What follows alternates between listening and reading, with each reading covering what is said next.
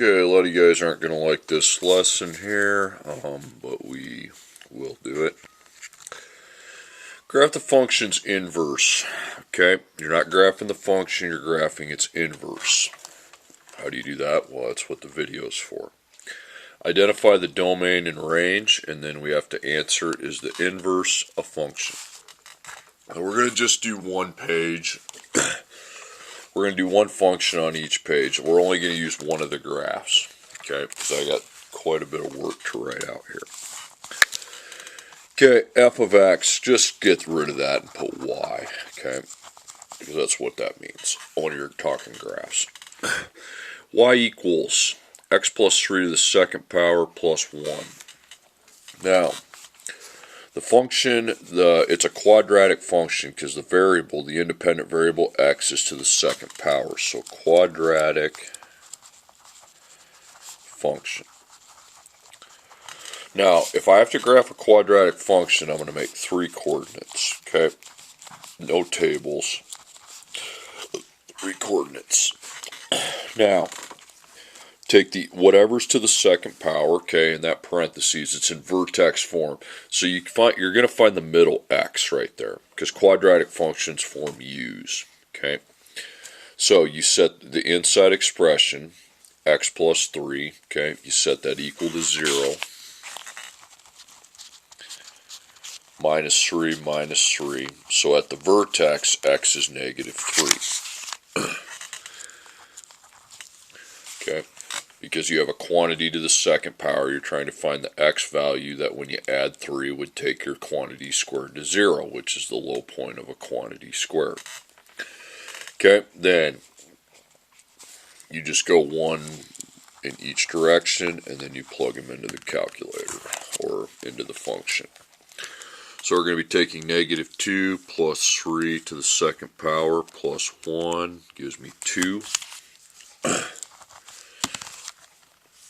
Click equals negative 3, that's going to be 1. Because it's like the HK, but the H has the opposite effect to the X. The K has the same effect to the Y at the vertex. Okay, then negative 4 plus 3 to the second power plus 1 is going to be back to 2. However, that's the function. You have to graph the function's inverse. Graphing the function's inverse is pretty easy, okay, when dealing with coordinates. You make 3 coordinates with x, y, and all you do is swap the x and the y. So instead of negative 2, 2, we're going to go 2, negative 2. 1, negative 3. Okay. Then 2, negative 4, and that's what we're going to be graphing. So I go 2, negative 2. 1, negative 3. And then 2, negative 4. And oh, it's still a parabola, but it's a sideways parabola, okay, instead of a vertical parabola. Okay, now that the function, the inverse, has been graphed, we have to find the domain and the range. Remember, the domain is related to x, the range is related to y. Okay, so x, y. So we need to label that point right there, because that's like the end point of the parabola. And that point is 1, negative 3. So x has 1, y has negative 3. Okay, now to find the inequalities, here's what you're going to do. You're going to make it into a left-right with the vertical line through the vertex, through that point right there. Now all points are to the right, so it's going to be greater than or equal to 1. Okay. Alright, now you make a vertical line through that, or a horizontal line to make it an up-down. Well, the problem is it's on both sides of that line. I mean, you got points above and below, so you cross that out and you put UR. That means unrestricted. Okay. So domain, x is greater than or equal to 1. And then the range is unrestricted, because when I made it into an up and above below, split it into an above and below, it was on both sides. Okay, now as far as whether it's a function or not, it's pretty easy to determine, okay? Take a pencil, and anywhere on the graph, it doesn't matter where, make a vertical line. How many times does that vertical line cross our graph? Twice. If it crosses more than once, that's a non-function. So the inverse is a non-function, okay? So you graph the inverse, domain and range that, and then function or non-function. Again, if it crosses just 1 point, then it's a function. 2 points, it's a non-function.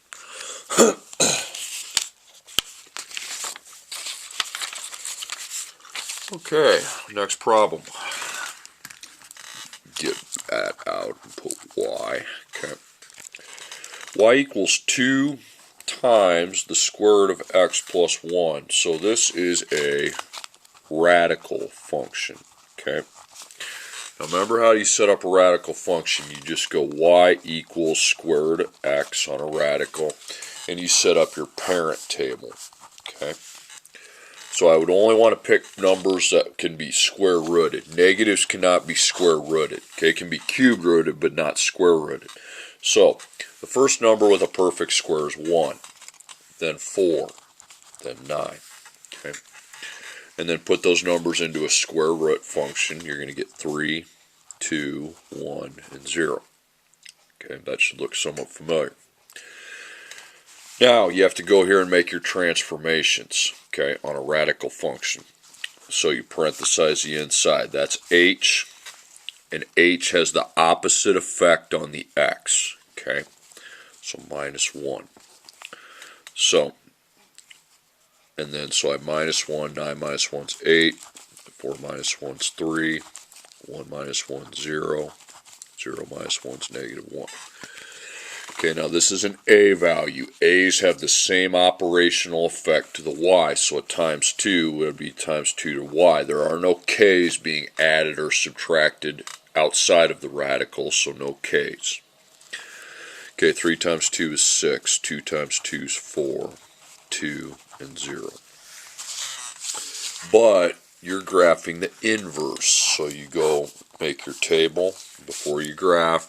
Instead of 8, 6, you go 6, 8. Okay? Instead of 3, 4, you go 4, 3. Instead of 0, 2, you go 2, 0. God, shut up. Then negative 1, 0, you go 0, negative 1. Now you plot this point first, okay? 0, negative 1. Because usually on radical functions, that's the last point we can graph. Well, on the inverse, it's no different. So 0, negative 1. Okay? Then 2, 0. Then 4, 3. 1, 2, 3, 4, 1, 2, 3. Okay. Then 6, 8. 1, 2, 3, 4, 5, 6, 1, 2. I didn't do that the best. It should go like this. Okay, kind of like that.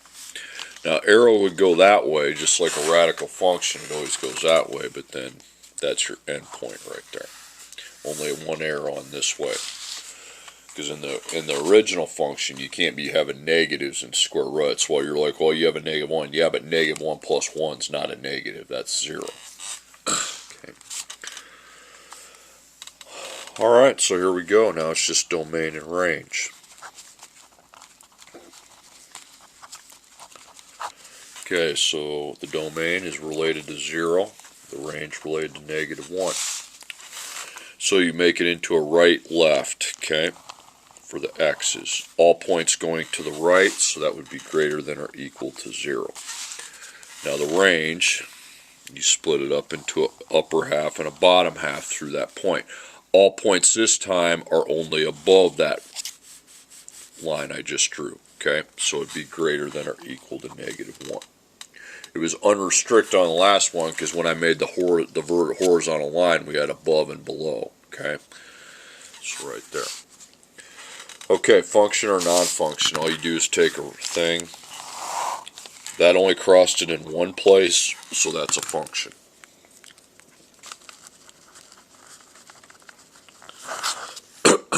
So once we get it graphed, domain and range, function. Okay, next one.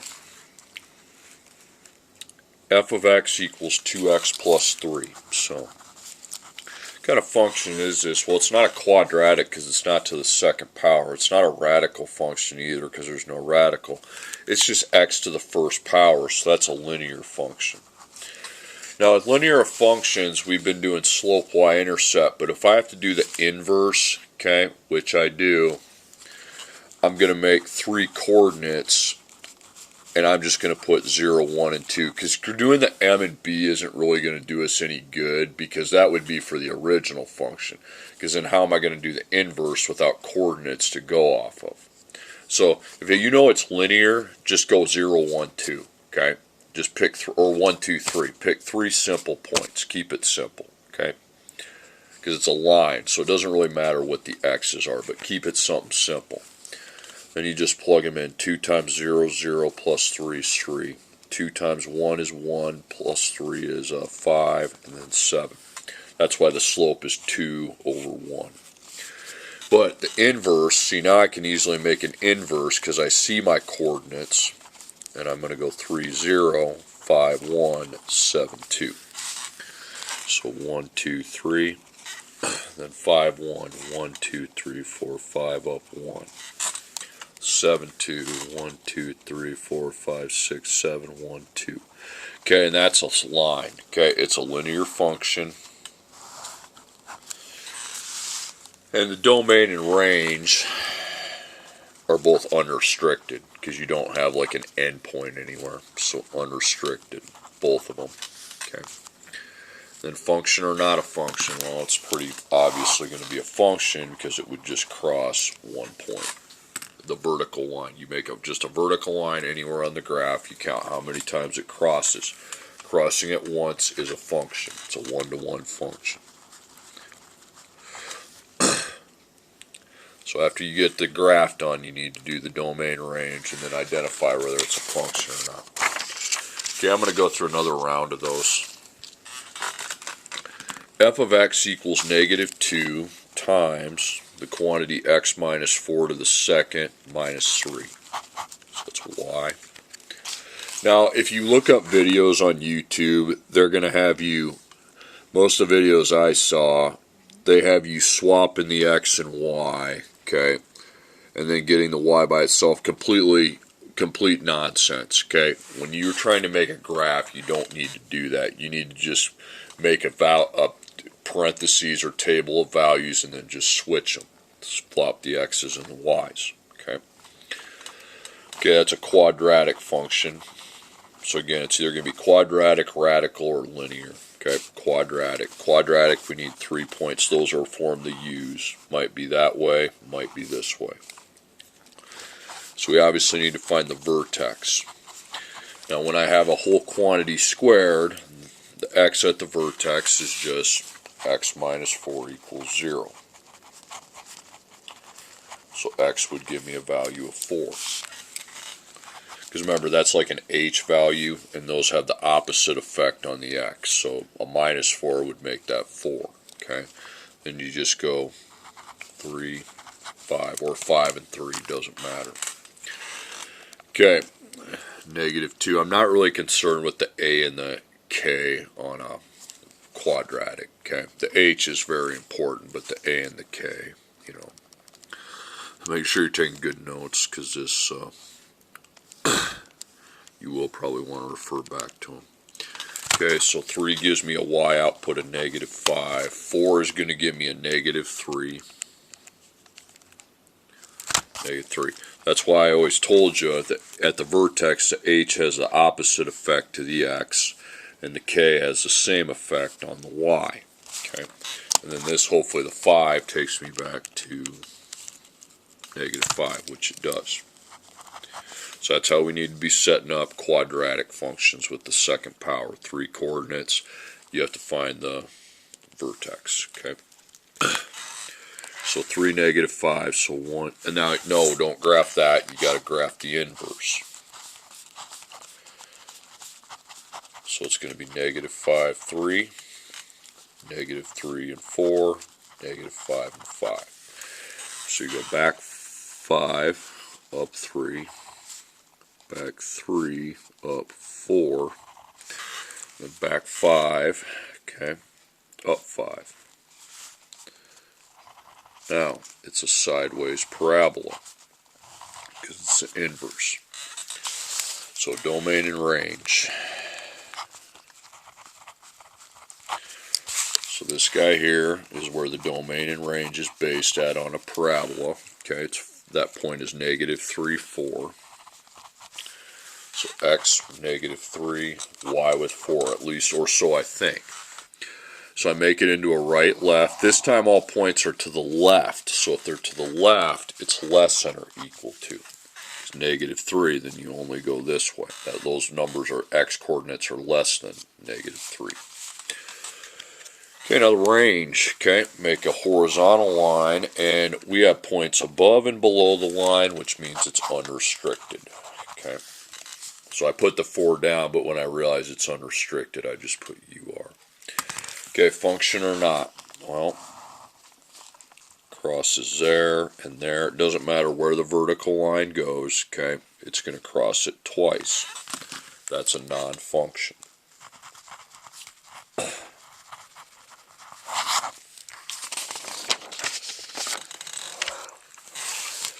Okay, 2 more. F of x equals negative 3 times the square root of x plus 1.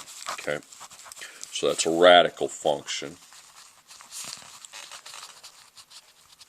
Remember, with a radical function, you want to just put a parent, and then you just want to put y equals, it's a square root, and just put x inside, no numbers. So you need kind of a longer table, not coordinates. Okay. Alright, so again, 0 would be the last possible number you can put in the square root. Then you can go 1, 4, 9. And then if I square root function those numbers, I get 3, 2, 1, 0. Alright, now we have to now transform the function, shift it. So x plus 1, remember that's an h. Those have the opposite effect to the x. Okay, so that'd be 8, 3, 0, negative 1. Okay, now this is an a. There is no k, so a's have the same effect to the y. Okay, so 3 times negative 3, negative 9. 2 times negative 3 is negative 6, negative 3, and 0. But we don't graph that. We need to graph the inverse.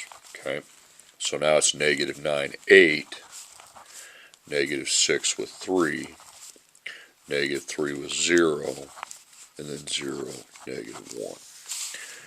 Okay, negative 9, 8. So 1, 2, 3, 4, 5, 6, 7, 8, 9. 1, 2, 3, or no, sorry, my bad. On radicals, you want to graph the n first. Okay, so 0, negative 1.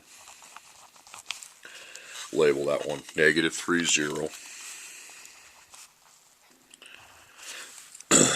Negative 6, 3. 1, 2, 3, 4, 5, 6. 1, 2, 3. And 0, and then negative 9, 8.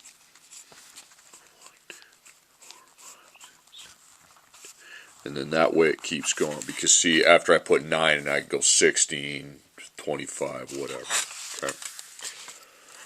Alright, so there is a domain and range based off that endpoint. Okay.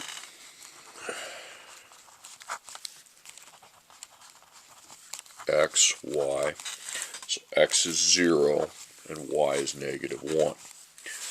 Okay, make it into a right, left. All points now are to the left. They're backwards, so less than or equal to 0.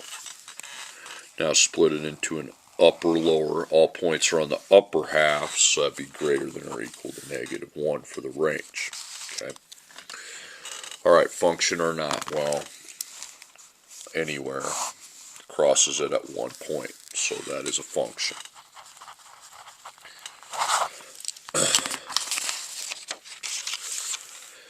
Okay, my last problem.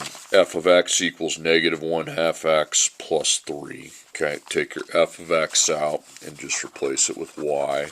There's no really function with the x, it was just a first power. Okay, there's no second power, there's no radical, it's just x to the first power. So that makes it a linear function. Okay. Okay, now linear functions, we usually go for MB, but not when I'm doing the inverse. Okay, that's not really going to help me if I have to figure out what the inverse is. So pick three, you know it's a linear, it's a line, so you pick three simple points, 0, 1, 2. Negative 1/2 times 0 plus 4 is 4. Negative 1/2 times 1 plus 4 is going to be 3.5, and then 3. Okay. But you want the inverse. That's why it's important you get the coordinates for the line. So 4, 0, 3.5, 1, and then 3 and 2. Okay, so 1, 2, 3, 4.